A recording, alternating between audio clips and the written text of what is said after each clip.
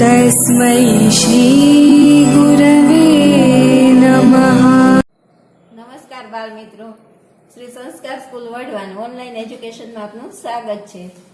ધોરણ 1 માં 8મું છે 21 થી 50 સુધીની સંખ્યા. જુઓ બાળકો, આપણે 20 સુધી તો આગળ શીખી ગયા, એ તો તમને બરાબર આવડી ગયું હશે. હવે આપણે શું કરવાનું છે, આપણે 21 થી ચાલુ કરી અને 50 સુધીની સંખ્યા અહીંયા આપણે શીખીશું. તો એ કેવી રીતે શીખાય છે, તમને જૂથ બનાવીને શીખવાડ્યું હતું ને, એવી રીતે અહીંયા આપણે શું ગણવાનું બતાવ્યું છે, દિવાસળી. તો અહીંયા 10 દિવાસળી હોય એને આપણે જૂથ બનાવી લીધું છે. રબર મારીને આપણે શીખવાડ્યું હતું ને, એવી રીતે જૂથ બનાવી લેવાનું. રબર અથવા દોરાથી વીંટીને 10 અલગ દિવાસળી મૂકી દીધેલી છે. હવે તમારે જે અલગ છે છૂટી દિવાસળી એ ગણવાની છે. તો અહીંયા તમે જુઓ તો કેટલી દિવાસળી છે, આ 10 અને આ છૂટી છે એ 8 દિવાસળી. તો કેટલી થઈ, અહીંયા તમને આપેલા જ છે કે 18 દિવાસળી છે. તો હવે તમે આ બાજુની ગણતા આવડશે જ ને. જુઓ બાળકો, બાજુમાં પણ એ જ રીતે આપણે ગણીશું. એક જૂથ બનાવેલું છે, તો આ કેટલી દિવાસળી હોય, 10. અને બાજુમાં ગણો તો તમે 1 2 3 4 અને 5 છે. તો 10 અને 5 કેટલી થાય એ તો તમને ખ્યાલ છે ને. તો અહીંયા આવશે 15. પછી નીચે છે એમાં 1 10 નું જૂથ અને છૂટી છે એ કેટલી છે દિવાસળી, તો એ 6 છે. તો અહીંયા કેટલા લખશું આપણે, 16 દિવાસળી. હવે અહીંયા તમને આપેલા છે કે સંખ્યા લખો. અહીંયા તમને એક નમૂનો આપેલો છે, એવી રીતે તમારે પછી નીચે લખવાનું આવશે. અહીંયા પણ આપણને 10 દિવાસળીનું એક જૂથ આપેલું છે, એટલે દશકમાં શું લખ્યું આપણે, 1. અને અહીંયા કેટલી દિવાસળી, 4. તો એકમમાં શું આવશે, 4. તો એવી રીતે તમારે અહીંયા 14 જ થયા, એવી રીતે તમારે નીચે લખવાનું છે. 10 નું એક જૂથ છે, તો અહીંયા તમે શું લખશો, 1. પણ એની દિવાસળી તો એ 10 છે, એટલે આપણે અહીંયા દશકમાં 1 લખશું, એટલે એની કિંમત 10 થાય. પછી અહીંયા બાજુમાં છે એ 2 દિવાસળી છે, તો અહીંયા આપણે ખાલી બગડો કરશું. તો 10 ને 2 12. તો અહીંયા શું આવશે, 12 આવશે. હવે નીચે જુઓ તો એક જૂથ છે, એટલે આ 10 દિવાસળી છે. તો દશકમાં આપણે 1 આવશે, જૂથ એક જ બનાવેલું છે એટલે. અને નીચે બાજુમાં છૂટી સંખ્યા છે એમાં દિવાસળી કેટલી છે એ ગણો તો તમે, તો એ દિવાસળી 9 છે. તો અહીંયા શું આવશે, 19. તો તમારે અહીંયા 19 લખવાના. તો તમે સંખ્યા લખતા તમને ફાવી ગયું હશે. હવે આપણે અહીંયા બાજુમાં જૂથમાં અને છૂટી દિવાસળી દોરવાની છે. તો અહીંયા દશક આપેલું છે, તો તમને દશકમાં કઈ સંખ્યા આપી છે, 1. તો તમારે એક જૂથ બનાવવાનું, ખાલી એક દિવાસળી નહીં, પણ આવી રીતે અહીંયા આપેલું છે એવી રીતે તમારે અહીંયા એક જૂથ બનાવવાનું છે. તો એ તમારે અહીંયા દોરવાનું. અને એકમમાં તમને શું આપેલું છે, 5. તો તમારે છૂટી કેટલી દિવાસળી દોરવી પડશે, અહીંયા 5. તો તમે આવી રીતે દિવાસળી દોરો. હવે અહીંયા તમને દશકમાં 2 આપેલા છે, તો તમે શું કરશો, આવી રીતે એક જૂથ નહીં પણ કેટલા બનાવવા પડશે, 2 જૂથ. 2 જૂથ એટલે કેટલા થાય, 20. તો અહીંયા તમારે 2 જૂથ દોરી નાખવાના દિવાસળીના. અને એકમમાં શું આપેલું છે, 0. તો 0માં કઈ દોરવાનું હોય નહીં, તો છૂટી દિવાસળી 1 પણ આવશે નહીં, એટલે કુલ આ દિવાસળી 20 થઈ, બરાબર ને. હવે નીચે જુઓ તો ત્યાં પણ દશકમાં 2 જૂથ આપેલા છે. તો તમારે અહીંયા 2 જૂથ દિવાસળીના દોરવાના છે. અને એકમમાં પણ 2 જ આપેલા છે, તો તમારે અહીંયા 2 દિવાસળી છૂટી દોરવાની. તો 2 જૂથ અને 2 છૂટી દિવાસળી એટલે કુલ કેટલી થઈ, 22. તો તમને અહીંયા સંખ્યા 22 લખેલી છે. તો તમે આવું સરસ મજાની દિવાસળી દોરી નાખજો. જુઓ બાળકો, એ જ રીતે અહીંયા પણ તમને 2 જૂથ બતાવેલા છે, તો એ તમારે ગણવાના છે. તો 10 ને 10 કેટલા થાય, 20. તો આની કિંમત 20 થાય. તો અહીંયા 2 છે પણ આને 20 કહેવાય. અને બાજુમાં આપેલા છે કેટલી દિવાસળી આપેલી છે, 5. તો અહીંયા 5 આપેલા છે. તો 20 અને 5 કેટલા થાય, તો અહીંયા આવ્યા 25, બરાબર ને. હવે બાજુમાં જુઓ તો અહીંયા શું થઈ ગયું? દશકમાં કેટલા છે?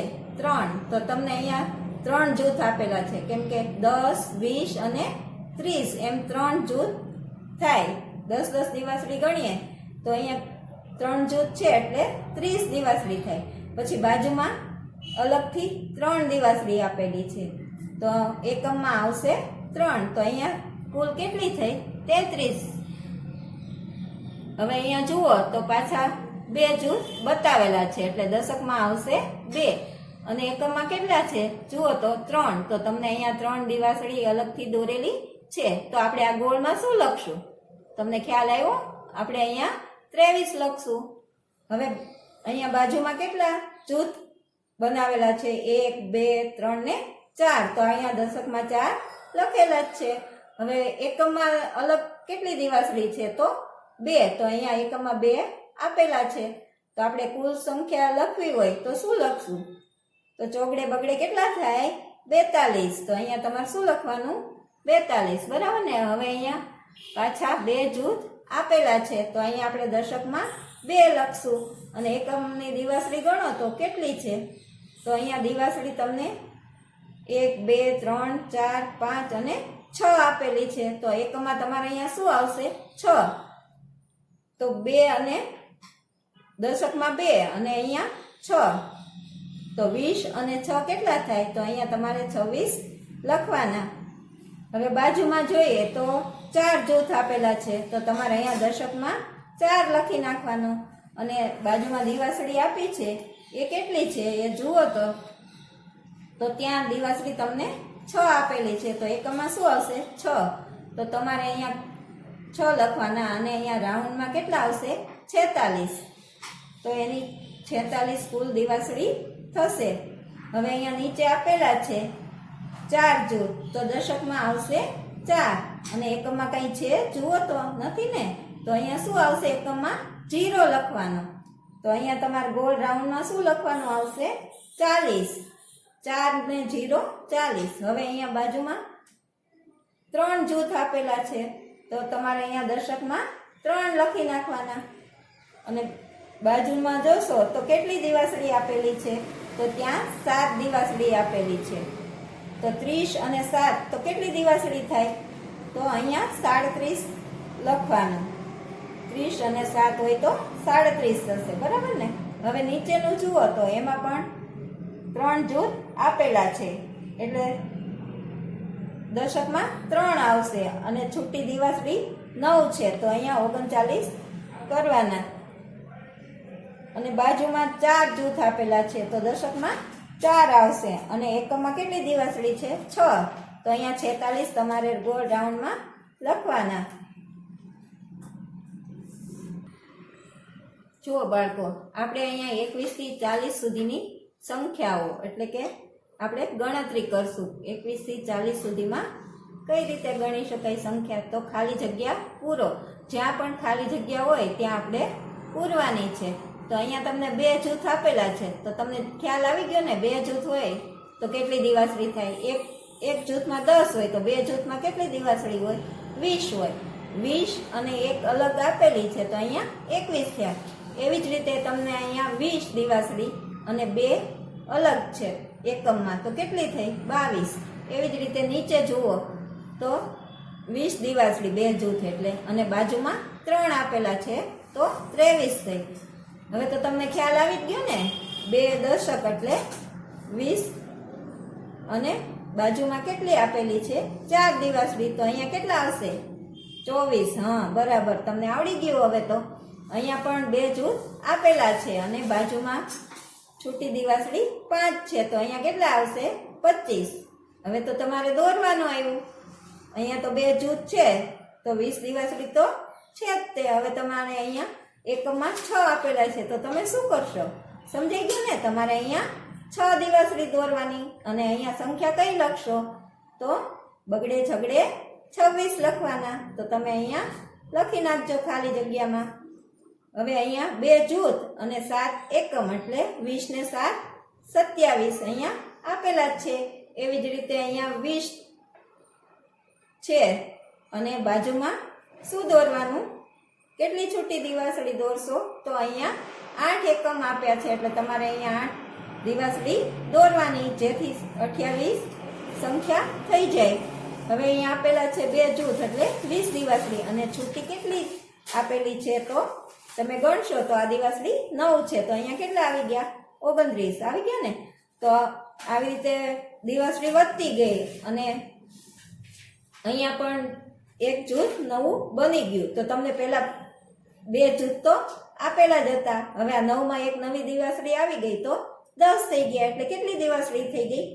10. એકમમાં પણ 10 દિવાસળી આવી ગઈ એટલે એનું આખું 10નું જૂથ નવું બની ગયું. તો આપણે પાછા 3 જૂથ બની ગયા એટલે 30 દિવાસળી થઈ ગઈ. તો હવે તમને સમજાઈશ ને કે 3 જૂથ હોય તો આપણે એને સીધા 30 ગણી લેવાના.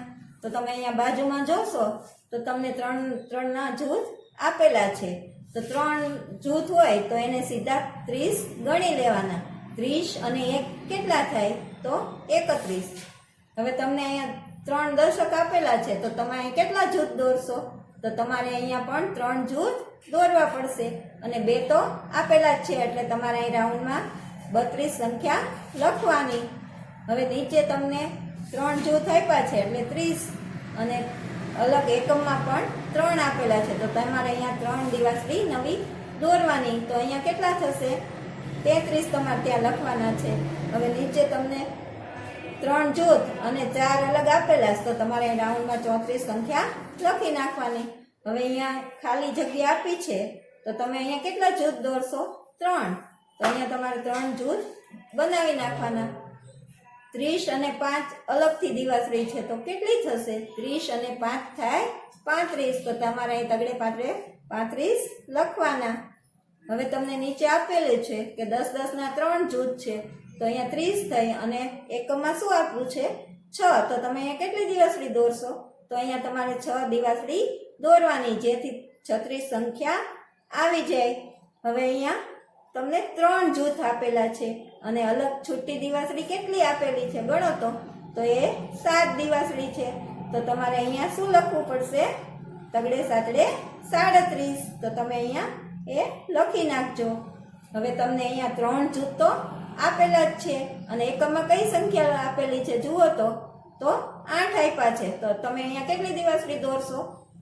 હા બરાબર, 8 તમારે અહીંયા દિવાસળી દોરવાની છે એટલે તમને 38 સંખ્યા મળી જશે.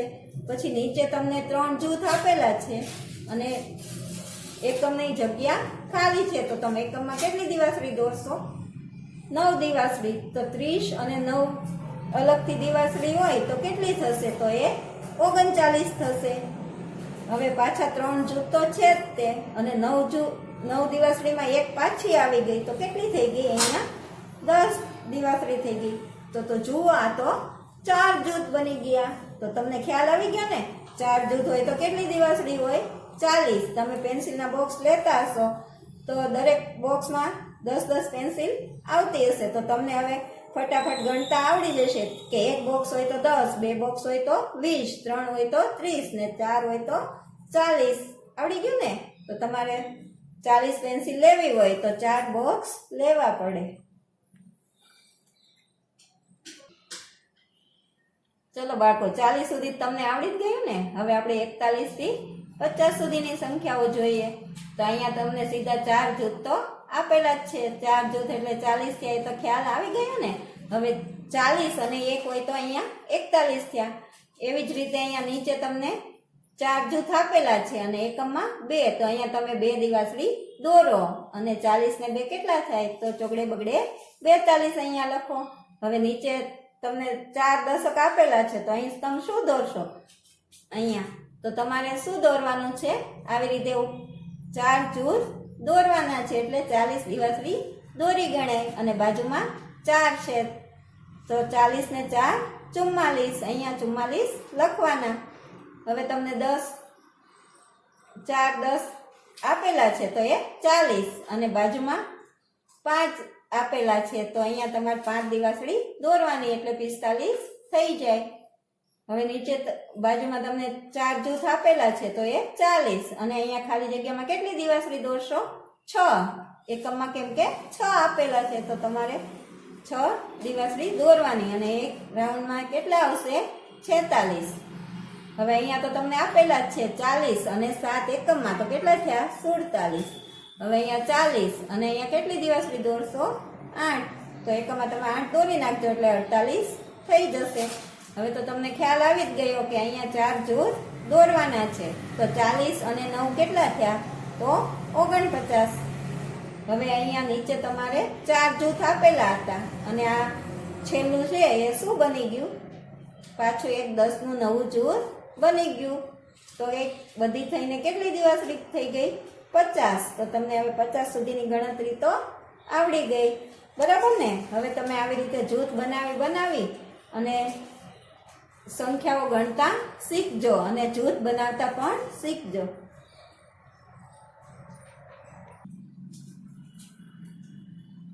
જુઓ બાળકો, હવે તો તમને સંખ્યા લખતા આવડી ગઈ ને 1 થી 50 તો તમે બરાબર સમજી ગયા. તો અહીંયા આપણે શું કરવાનું છે ખૂટતા અંકો લખો. તો અહીંયા આપણે જે ખૂટતો અંક હોય એ લખવાનો છે. તો તમને 1 થી 10 તો આપેલા જ છે. તો 11 પછી શું આવશે એકડે બગડે 12, પછી શું આપેલું છે 13, એના પછી 14, પછી 15, 16 આપેલા હોય તો પછી કેટલા આવે 17, એના પછી 18, 19 અને 20.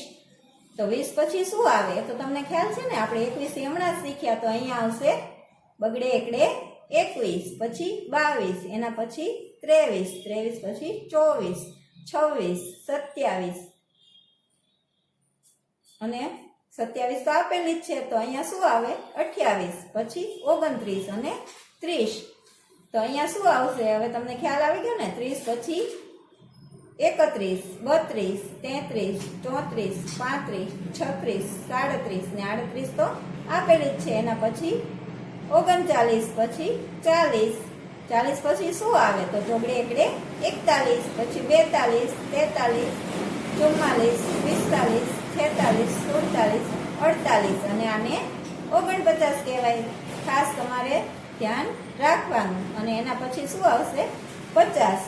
તો તમને બધા અંક લખતા આવડી ગયા. તો તમને 50 સુધીની સંખ્યા તો આવડી જ ગઈ. તમે તમારા ઘરમાં હવે જે કંઈ પણ વસ્તુ હોય એ ગણતરી કરજો અને બધું ગણતા શીખજો. તમારા ઘરમાં ચમચી હોય, તમે બિસ્કિટ લાવો તો એમાં પેકેટ લાવો, એમાં ઘણા બધા બિસ્કિટ હોય તો એ બધા તમારે ગણતરી કરવાની અને તમને ફટાફટ સંખ્યા ગણતા આવડી જશે. અને જૂથ બનાવીને પણ શીખવાનું. અલગ અલગ બિસ્કિટના 10-10ના જૂથ બનાવો અને આવી રીતે જૂથ બનાવતા શીખો.